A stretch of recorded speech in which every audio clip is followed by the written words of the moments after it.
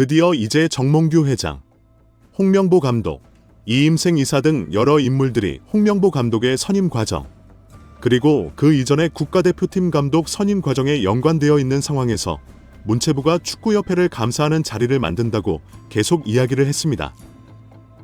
그러다 보니 정몽규 회장과 홍명보 감독이 국회에 불려간다는 것이 확정되었습니다. 문체부는 다음 달 현안 질의에서 대한축구협회의 핵심 관계자들을 소환하여 최근 불거진 국가대표팀 선임 관련 논란을 들여다볼 예정입니다. 다음 달 5일, 즉 9월 5일의 전체 회의에서 축구협회 관련 증인 채택을 의결하고 다음 달 24일, 9월 24일의 현안 질의로 이들을 소환해 조사할 예정입니다. 이와 관련해 정몽규 대한축구협회장, 홍명보 감독, 이임생 협회 기술총괄 이사, 그리고 정혜성 전 전력강화위원장, 박주호 전 전력강화위원 등이 포함되었습니다. 이 증인들은 감독 선임에 직접적으로 관련된 사람들입니다. 참고인으로는 황선홍 전 3월 임시감독, 김도훈 6월 임시감독 등이 포함되어 있습니다. 또한 전반적인 흐름을 잘 알고 있는 박문성 위원도 참고인으로 포함되었습니다. 소환 날짜인 24일에 대해 이야기해보자면 9월 초에는 9월 5일 팔레스타인전, 9월 10일 오만전이 있기 때문에 소환이 어렵겠죠. 축구팬 입장에서는 이 시기에 불러도 참석이 어려운 것이 이해될 수 있는 기간입니다. 그래서 9월 초는 제외하고 추석과 월드컵 일정을 고려하여 24일에 소환 일정을 잡은 것입니다. 유인촌 문체부 장관도 이에 대해 이틀 전 26일에 문체부 전체 회의에 참석해 감독 선임 문제뿐만 아니라 축구협회의 전반적인 문제를 짚어보고 있다고 말했습니다. 유인촌 문체부 장관은 사선 도전 여부와 관련해 기본적으로는 불가능하다고 말했으며 스포츠 공정위원회가 허가하면 가능하지만 공정위원회가 정말 공정하다면 다시 출마하기 어려울 것 같다고 했습니다. 감독 선임을 취소할 수 있는지에 대한 논의는 이미 여러 번 나왔습니다. 문체부 관계자는 홍명보 감독에 대한 감사를 진행하면서 선임 과정에서 발생한 논란과 절차의 적정성을 살펴볼 예정이며 명백한 하자가 있을 경우 감독 선임을 무효화할 수 있다고 말했습니다. 그러나 명백한 하자를 판별하기 어렵기 때문에 무효화는 쉽지 않을 것이라고 전했습니다. 그렇지만 기초조사 과정에서 문제가 발견되어 감사의 필요성이 제기되었기 때문에 축구협회를 압박하는 시간은 충분히 가질 수 있을 것이라고 합니다. 따라서 홍명보 감독이 이번 24일에 불려간다고 해서 그의 선임이 취소되거나 무효화되는 것은 현실적으로 쉽지 않을 것입니다. 또한 정몽규 회장의 사선 여부도 계속 논의되고 있습니다. 스포츠 공정위원회 규정에 따르면 임원 임기는 4년이고 1회에 한해 연임할 수 있습니다. 그러나 두 번째 연임을 한 후 세 번째, 네 번째 연임을 하려면 심의를 거쳐야 합니다. 첫 번째 심의는 국제스포츠기구 임원 진출 시 임원 경력이 필요한 경우에 적용됩니다. 이미 정몽규 회장이 이를 위해 AFC 위원을 맡고 있습니다. AFC 위원이 되려면 국제스포츠기구에 영향력이 있어야 하므로 국제적인 영향력이 있다면 첫 번째 조건을 충족합니다.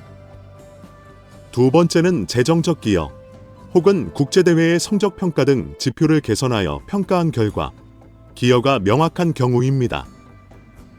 그러나 정몽규 회장 덕분에 월드컵이나 아시안컵에서 명확하게 성적이 올랐다고 보기는 어렵습니다. 올림픽도 못 나갔고 아시안컵도 성과가 좋지 않았습니다. 카타르 월드컵에서는 성공적이었지만 이를 정몽규 회장 때문이라고 보기는 힘듭니다.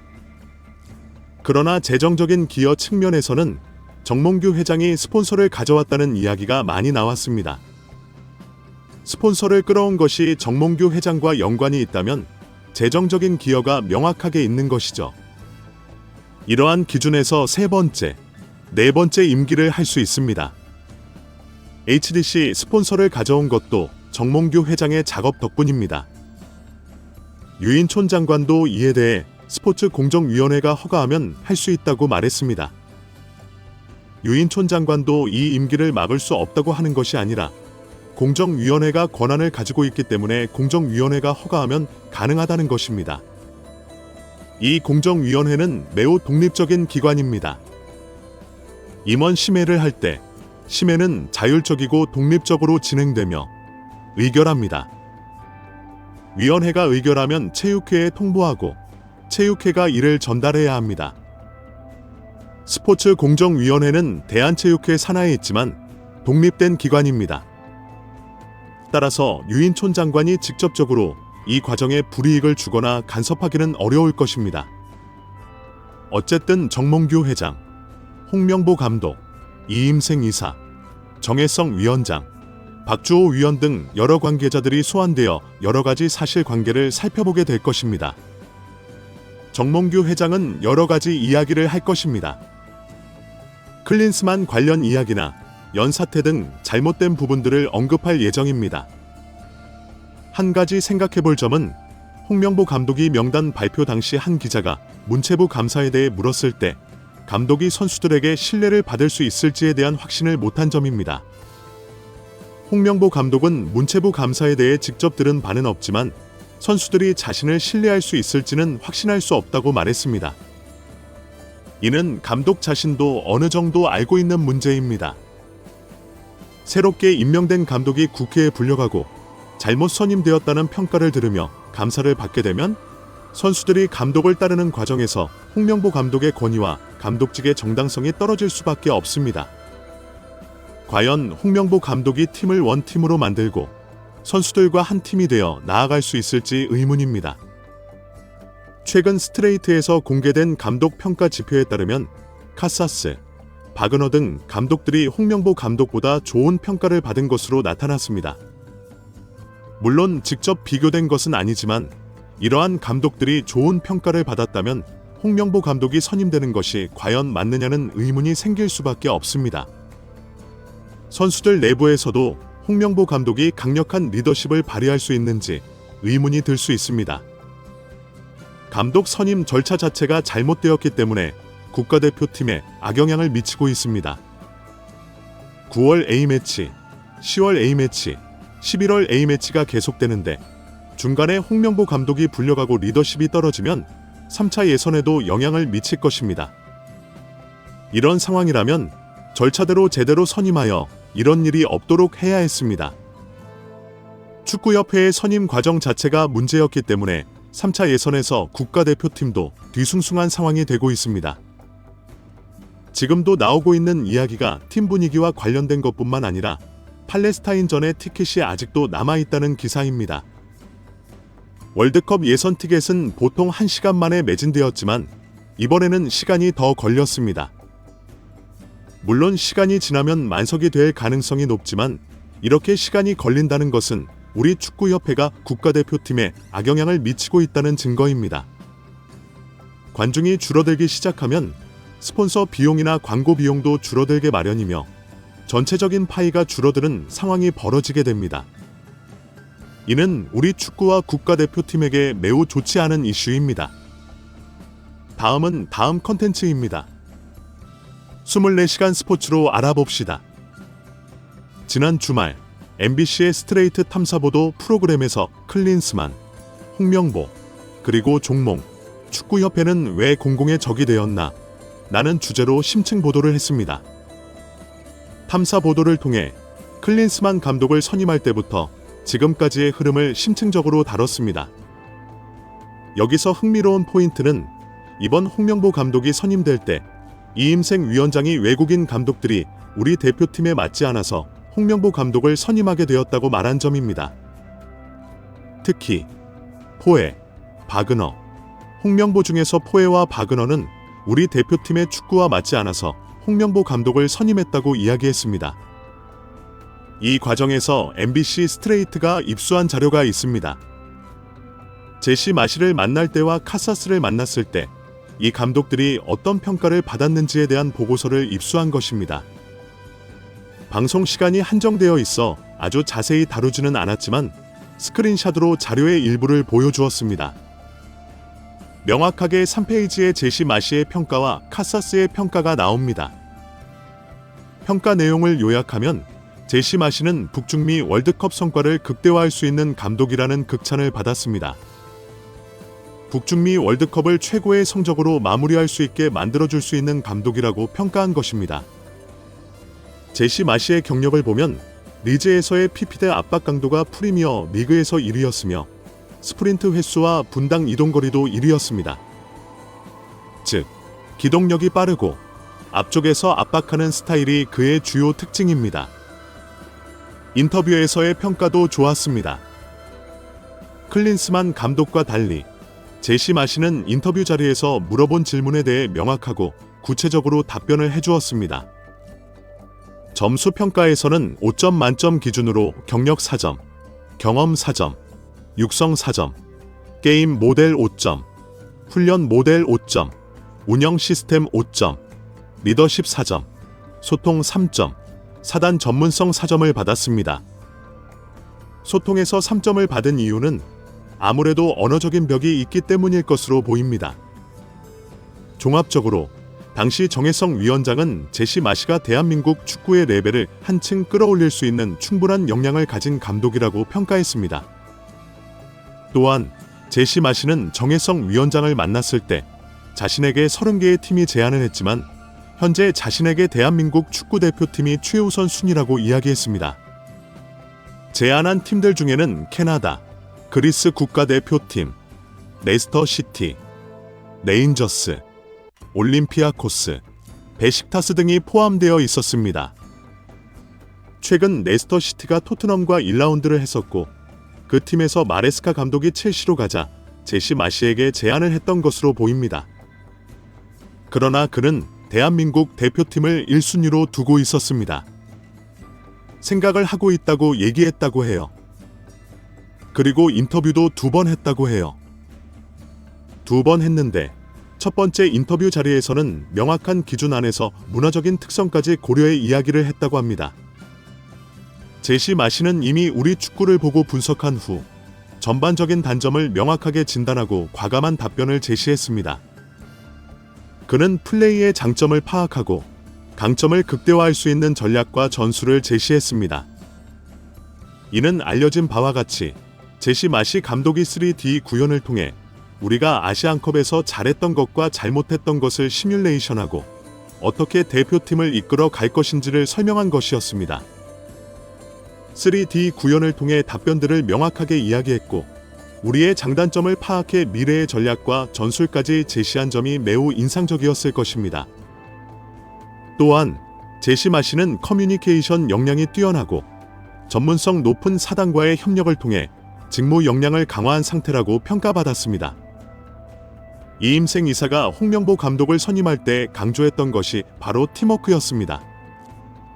제시 마시는 팀을 운영할 때 팀워크를 매우 중요하게 생각하고 팀의 개선할 점을 빠르게 파악해 프로세스를 과감하게 개선한 후 선수들을 교육했습니다. 2번째 인터뷰에서는 제시 마시가 일 잘하는 축구 전문가라는 평가를 받았습니다. 그는 카운터 프레싱 전문가로서 상대를 괴롭히는 축구를 명확하게 제시했습니다.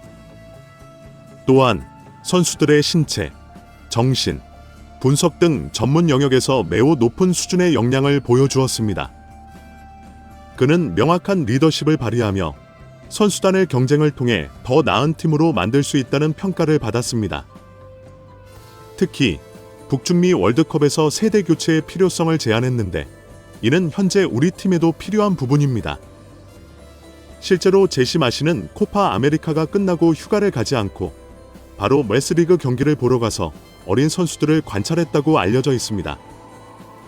인터뷰에서 제시 마시는 우리가 코파 아메리카에서 잘했던 24살의 중앙 수비수에 대해 왜 24살에 발견했느냐, 15살이나 17살에 발견해서 더 일찍 선수의 잠재력을 발휘할 수 있도록 해야 한다고 언급했습니다. 이는 우리 국가대표팀에서도 세대 교체가 필요한 시점임을 강조한 것입니다.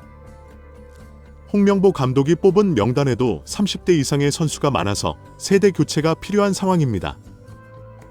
한국축구협회는 제시 마시의 평가에서 더 나은 선수를 발굴하고 육성하려는 노력과 한국 축구 성장에 기여하고자 하는 기대가 크다고 평가했습니다. 심지어 제시 마시는 대한민국에 거주하며 대한민국 축구 종합센터에 대한 기대를 크게 가지고 있었다고 합니다. 현재 거주 문제로 협상이 결렬된 것으로 알려져 있지만 당시 정혜성 위원장과의 인터뷰 자리에서는 이 문제에 대해 긍정적인 이야기가 오갔다고 합니다. 제시 마시의 평가가 매우 긍정적이었고 북중미 월드컵 성과를 극대화할 수 있는 감독으로 평가받았기 때문에 정혜성 위원장도 당시 제시 마시가 될 줄 알았다고 이야기했습니다. 그러나 협상 중 결렬되었다고 합니다. 카사스에 대한 평가도 좋았습니다. 제시 마시에 이어 2순위였던 카사스는 어떤 환경에서도 최고의 성과를 만들어낼 수 있는 감독으로 평가받았습니다. 점수도 제시 마시만큼 높았고 대한민국 축구 역량을 향상시킬 수 있는 감독으로 판단되었습니다. 그러나 홍명보 감독을 선임할 때 그가 최고의 감독인지에 대한 의문이 계속 제기되었습니다. 이임생 이사는 홍명보 감독이 우리 축구 철학에 가장 부합하는 인물이라고 설명했으며 제시 마시나 카사스가 아닌 포에와 바그너 등과 비교했을 때도 가장 맞는 사람은 홍명보라고 했습니다. 그러나 제시 마시와 카사스가 높은 평가를 받았음에도 왜 그들을 선택하지 않았는지에 대한 의문이 남습니다. 누구나 봐도 제시 마시가 홍명보 감독보다 더 많은 성과를 이뤘고 더 트렌디한 축구를 하는 좋은 감독이라는 평가를 받을 것입니다. 제시 마시를 놓친 이유가 무엇인지, 그리고 어제 지나가면서 나온 평가 항목이 무엇인지에 대해 논의할 필요가 있습니다. 전력강화위원회가 감독을 뽑을 때 게임 모델을 제시했는데 어떤 게임 모델을 제시했고 용맹하게 주도하는 대한민국 축구잖아요. 그런데 여기에 공격 상황에서 공격에서 수비로 전환하는 상황, 그리고 수비에서 공격으로 전환하는 상황에 대해서 요약을 해놓은 평가가 있어요. 이것도 이제 감독 후보를 정할 때 평가 항목으로 들어간 거래요. 그런데 이 평가 내용이었냐면 공격을 할 때는 우리가 주도하는 그런 것보다는 빠른 카운터, 즉 퀵 카운터입니다.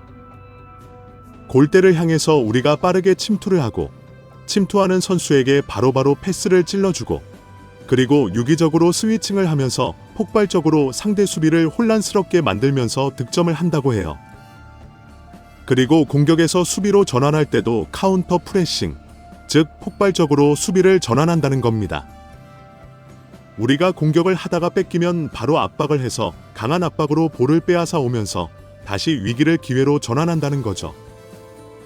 그리고 수비도 하이 프레싱, 높은 위치에서 압박한다는 겁니다. 수비에서 공격으로 갈 때도 카운터 어택, 즉 상대가 공격하는 것을 두렵게 만든다는 거죠. 요소가 크게 두 가지입니다. 하나는 카운터라는 거예요.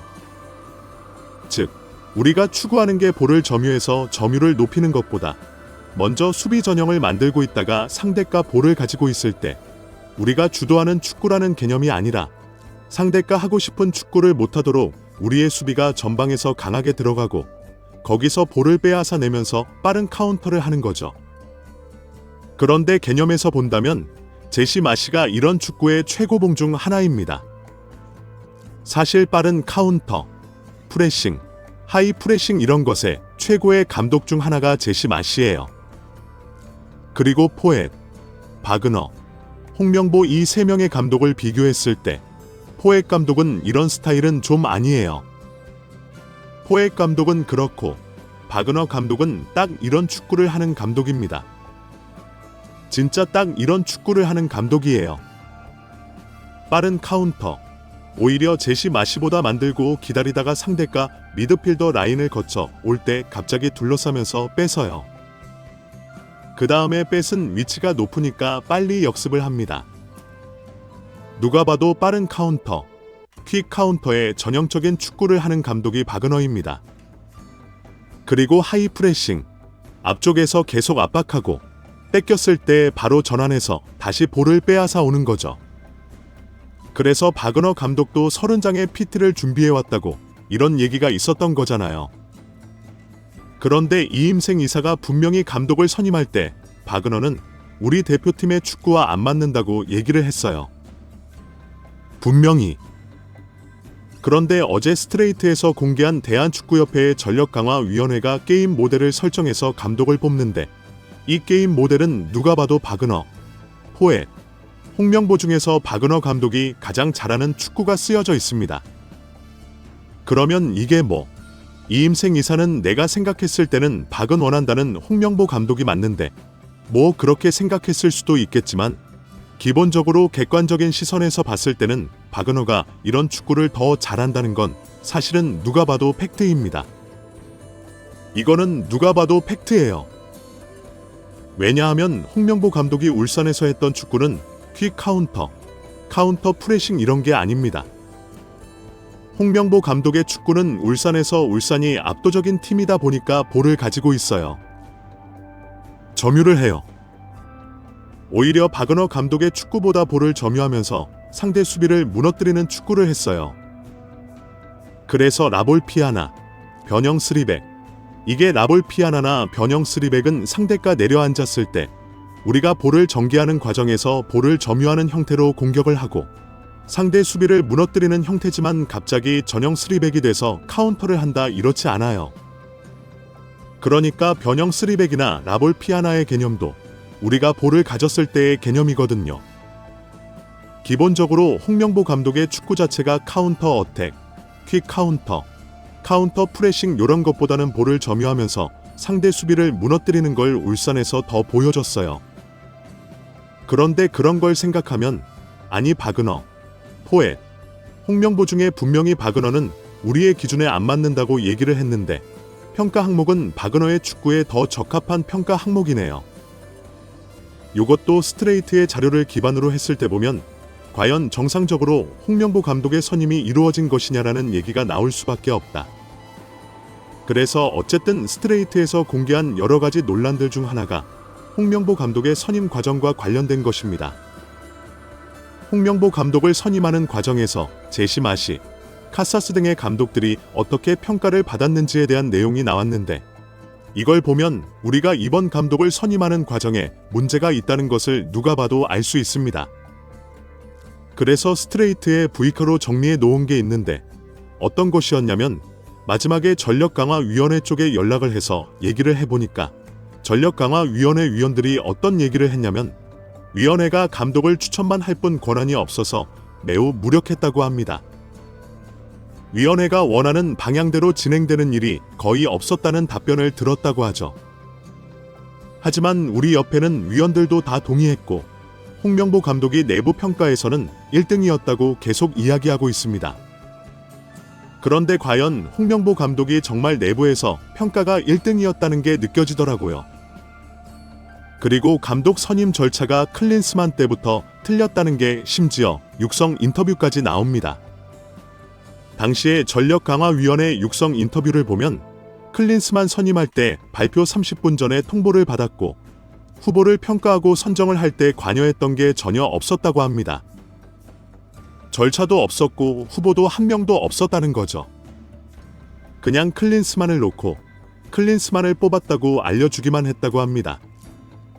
한 사람을 위해서 회의를 형식적으로만 했다는 거죠. 두 번째로 전력강화위원회 이야기는 이미 클린스만이 세팅된 상황에서 회의가 시작되었다고 합니다. 이렇게 인터뷰를 했던 당시에 전력강화위원들이 있다고 하죠. 그러니까 이게 단순히 홍명보 감독 때뿐만 아니라 클린스만 감독 때부터 얼마나 잘못되었는지를 취재 결과로도 알 수 있을 것 같습니다. 그리고 심지어 홍명보 감독도 감독으로 선임되기 전에 이임생 이사를 만나기 전에 이런 멘트를 했다고 합니다. 이것도 녹음본을 틀어주거든요. 방송을 보면 홍명보 감독이 인터뷰를 한 게 기사로 많이 나왔잖아요.